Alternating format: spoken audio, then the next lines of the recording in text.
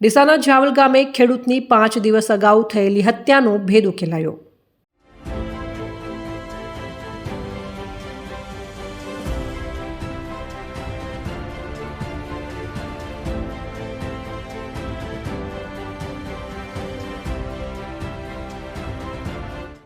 બનાસકાંઠાના ડીસા તાલુકાના જાવલ ગામે એક હત્યાની ઘટના સામે આવી છે। જોકે આ હત્યા એ સામાજિક રિવાજોના કારણે બની હોય તેવું સામે આવ્યું છે। સાટા પદ્ધતિમાં બીજી જગ્યાએ ના જવું પડે તે માટે એક પિતરાઈ બહેને પોતાના પ્રેમી અને અન્ય શખ્સ સાથે મળીને પિતરાઈ ભાઈની તીક્ષ્ણ હથિયારો વડે હત્યા કરી દીધી હોવાનું સામે આવતા ચકચાર મચી ગઈ છે। સમગ્ર ઘટનાની જો વાત કરીએ તો ડીસા તાલુકાના જાવલ ગામના ગણેશભાઈ જેઠાભાઈ પટેલ જેમના લગ્ન તેમની પિતરાઈ બહેન મંજુ પટેલના સાટામાં કરવામાં આવ્યા હતા। જોકે મંજુ પટેલને સામેની વ્યક્તિ ગમતી ન હતી અને અન્ય સહદેવ પટેલ નામના ઇસમ સાથે પ્રેમ થયો હતો। ત્યારે મૃતક ગણેશભાઈના પિતરાઈ બહેન મંજુ પટેલે આ સમગ્ર સાટા પદ્ધતિમાં સામેની જગ્યાએ જવું ન પડે તે માટે ગણેશભાઈની હત્યા પ્લાન માટે રચ્યો હતો।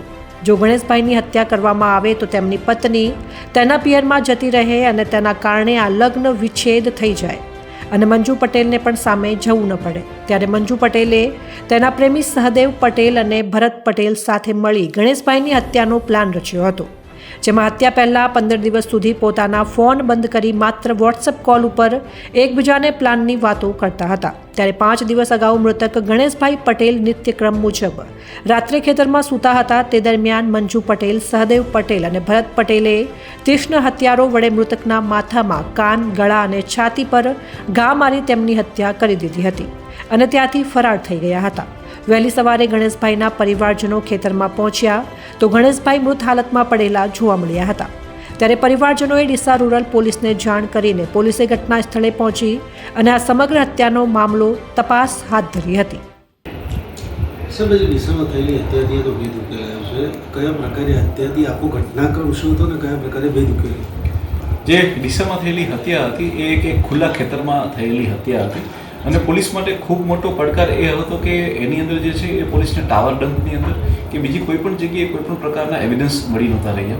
હું આપને જણાવવા માંગીશ કે અમારા પોલીસ માટે આ મર્ડર જે છે એક મોટી ગુથ્થી સમાન હતું। હું અભિનંદન દેવા માંગીશ કે લોકલ ટીમને કે જે લોકોએ અનેક પ્રકારથી ટેકનોલોજીની દ્રષ્ટિએ ખૂબ સારી રીતે વર્ક કરી। જ્યારે આરોપીનું ઇન્ટ્રોગેશન કરવામાં આવે છે ત્યારે જણાવે છે કે અલગ અલગ મૂવીઝ અને અલગ અલગ જે ક્રાઇમની સિરિયલો આવે છે તે જોઈને એ લોકોએ ખૂબ જ ઊંડાણપૂર્વકનું પ્લાનિંગ કર્યું હતું કે જેમાં એ લોકોએ છેલ્લા 15 થી 20 દિવસ દરમિયાન મોબાઈલનો કોઈ પણ પ્રકારનો ઉપયોગ નહીં કરવાનો ત્યાં સુધીની એ લોકો એક મોડસ ઓપરેન્ડી અપનાવેલી હતી।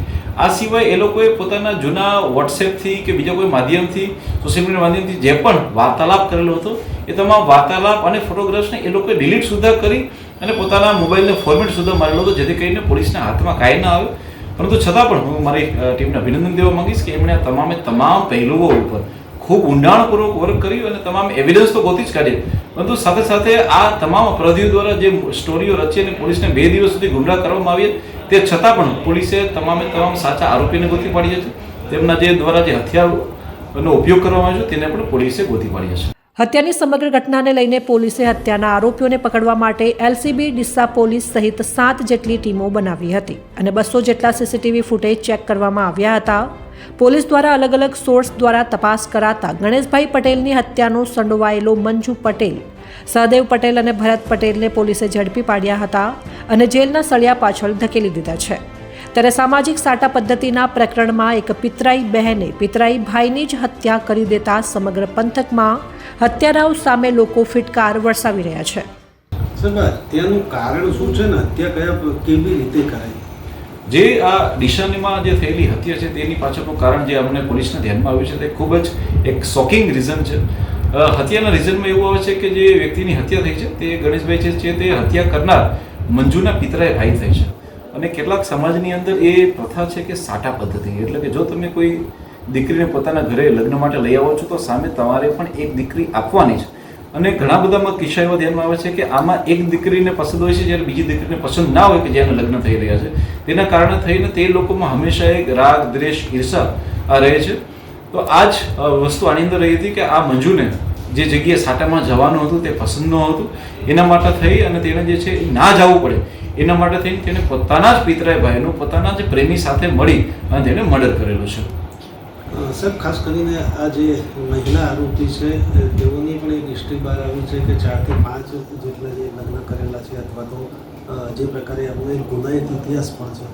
જી, જે ગુનાહિત ઇતિહાસ છે તે તેના પ્રેમીનો છે, જેનું નામ સહદેવભાઈ કરશનભાઈ પટેલ છે. તેની ઉપર 2014માં એક બીજો 307નો ગુનો નોંધાયેલો છે. તે સિવાય જે મહિલાઓ છે એમાં બી જોવામાં આવ્યું છે કે જે ગણેશભાઈ છે તેમના પત્ની જે છે તેમના જે આ ત્રીજા પત્ની હતા અને જે ત્રીજા પત્ની હતા તેના પણ એ 3 લગ્ન હતા. આ રીતે જોવા જઈએ તો દરેક વખતે લગ્નની અંદર જે છે એ મહિલાઓ એ સાટામાં જવું પડે અને સાટામાં જઈ અને 1, 2 નહીં પરંતુ 3 લગ્ન પતિના અને પત્નીના પણ થતા આની અંદર અમે લોકો જોયા છે. આની અંદર સાહેબ, અત્યારનો પોલીસને ક્લ્યુ કેવી રીતે મળે? હું આપણે જણાવવા માંગીશ કે પોલીસ જે છે આની અંદર ખૂબ જ ઊંડાણપૂર્વક કાર્યવાહી કરી છે.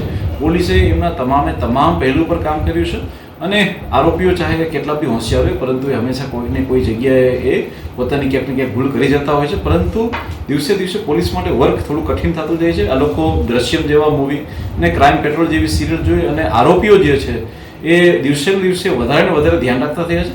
પરંતુ અમે પોલીસ પણ દરેક રીતે એમનાથી એક કદમ આગળ રહીએ છીએ અને આ લોકો ગમે એટલું કરે છે. મર્ડર જેવા ગંભીર ગુનાની અંદર પોલીસ મહેનત કરી અને તેનો ઉકેલ ગોતી આપે છે.